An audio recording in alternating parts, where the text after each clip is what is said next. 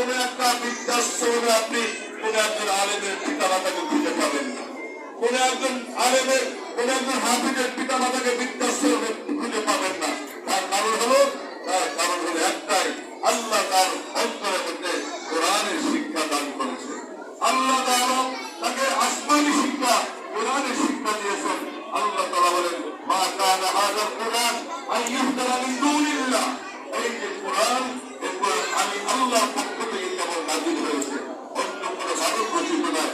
এই জন্য আলহামদুলিল্লাহ অভিভাবকবৃন্দ যারা আছেন তারা অত্যন্ত সুন্দর সিদ্ধান্ত নিয়েছেন। দুনিয়া আগে থাকবে না, আমার সন্তানও থাকবে না। তবে আমি যদি অভিভাবকের দায়িত্বে থাকি আর সন্তানকে দিন শিখাই, এই সন্তান আমাকে সুপারিশ করে জান্নাতে নিয়ে যাবে, সুবহানাল্লাহ।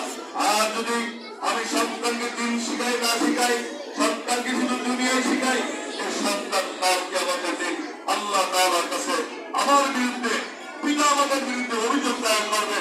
وقالوا ربنا إنا أطعنا سادتنا وكبراءنا فأضلونا السبيل।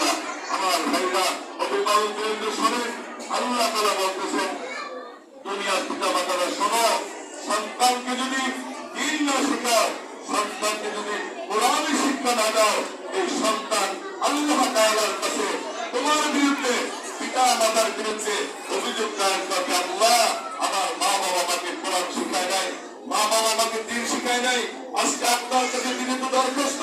কি দরখাস্ত? আল্লাহ তাআলা বলবেন, রব্বানা আতিহিম দিয়ফাইনি মিনাল আযাব ওয়ালআনহুম লানান কাবীরা।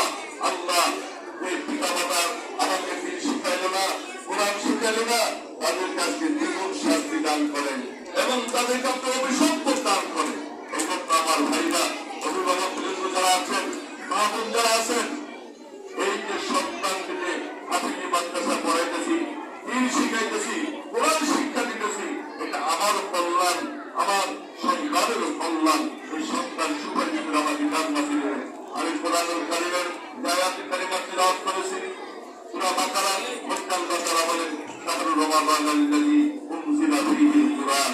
এই কোরআন আমরা পড়ি, আমার সন্তান পড়ে, আমরা নিজেরা পড়ি, আল্লাহর পক্ষ থেকে নাযিলকৃত এই কোরআন মাহে রমজান মাসে নাযিল হয়েছে, রমজান মাসে নাযিল হয়েছে।